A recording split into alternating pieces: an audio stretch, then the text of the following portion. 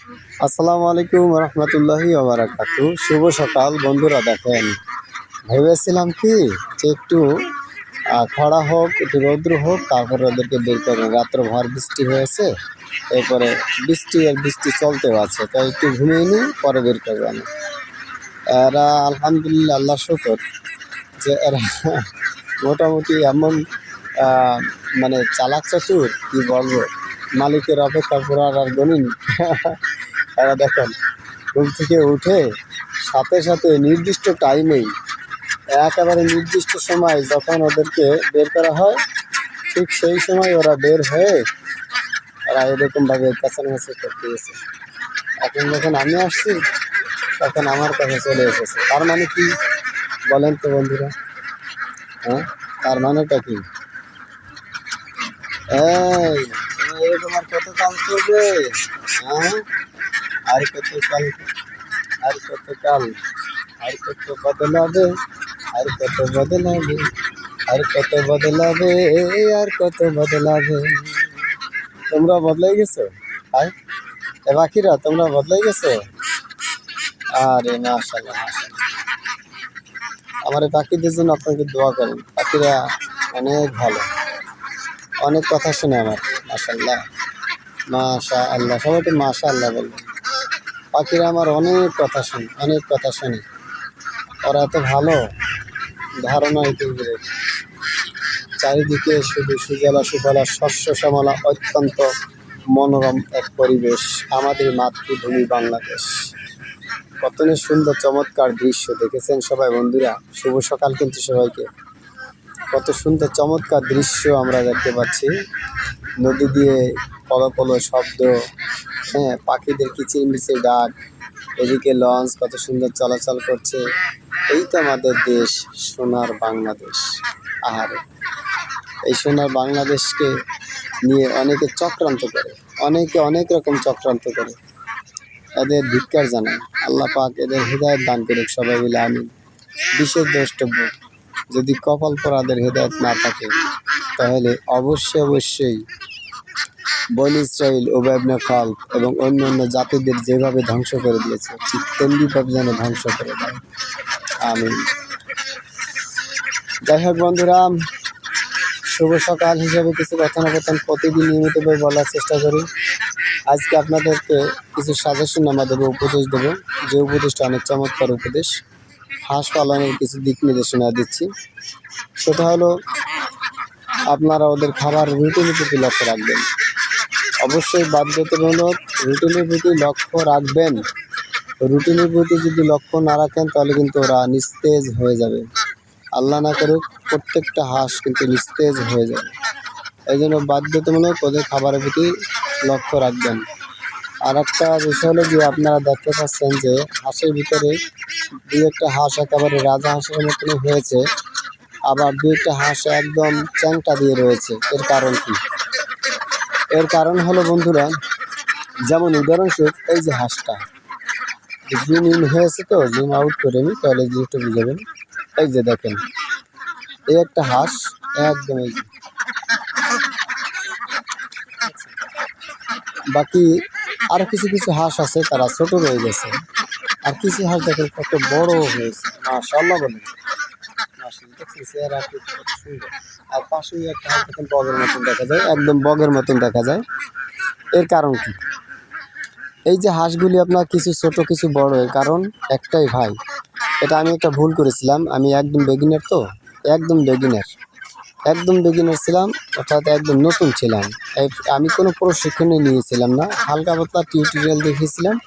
কিন্তু যে স্থান থেকে হাঁসগুলি এনেছিলাম, অন্য আমাকে কিছু সাজেশনামা দিয়েছিল।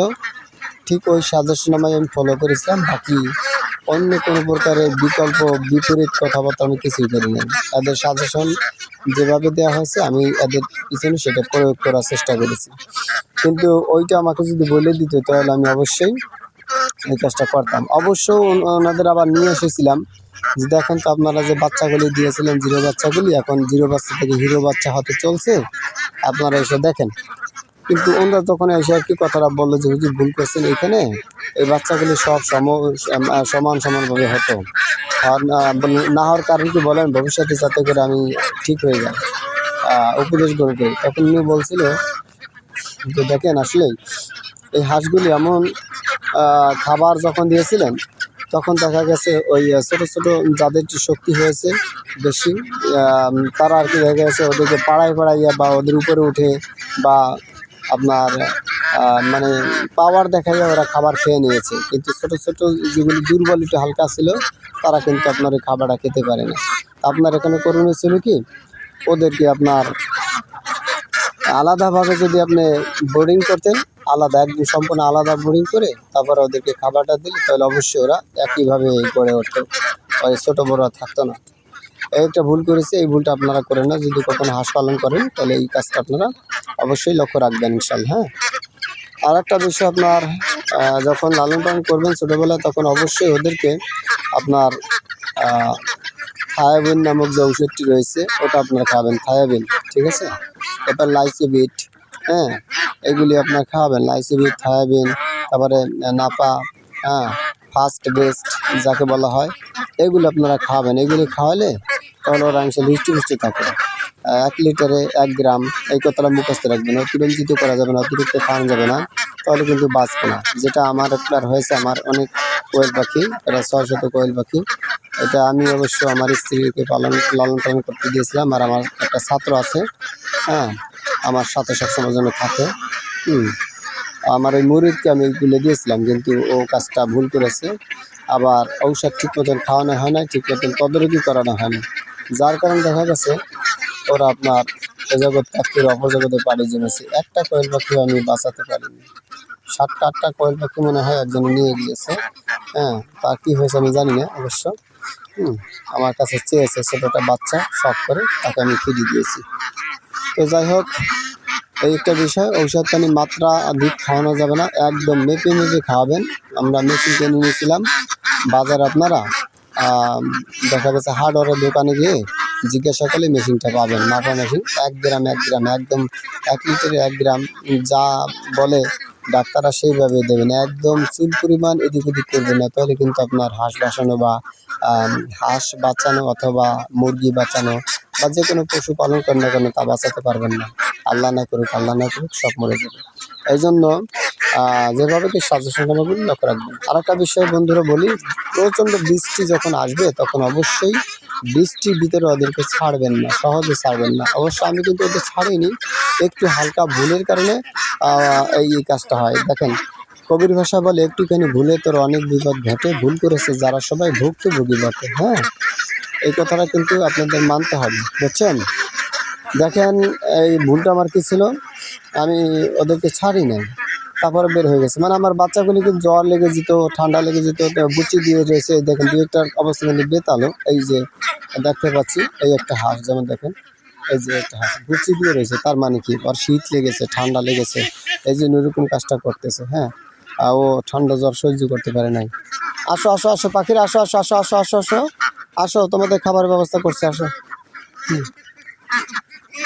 তো যে ভুলটা করেছি দেখেন আপনার, সরি, এই যে আপনার এখানে নেটটা আপনার একদম ফাঁকা হয়ে গেছে। এই যে এই নেটটা আপনার এদিকে টেনে দেওয়া উচিত ছিল। এই যে এখানে এই যে ফাঁকা রয়ে গেছে, এই সামান্য ফাঁকা দিয়ে ওরা সব বের হয়ে গেছে। ভিতরে কিন্তু শুকিয়ে ছিল মোটামুটি ভালোই, হ্যাঁ, হালকা ভিজা ছিল। তো যাই হোক বন্ধুরা, এই ছিল সাজেশন আমার। অবশ্যই আপনারা ইনশাল্লাহ এটা ফলো করবেন বাধ্যতামূলকভাবে।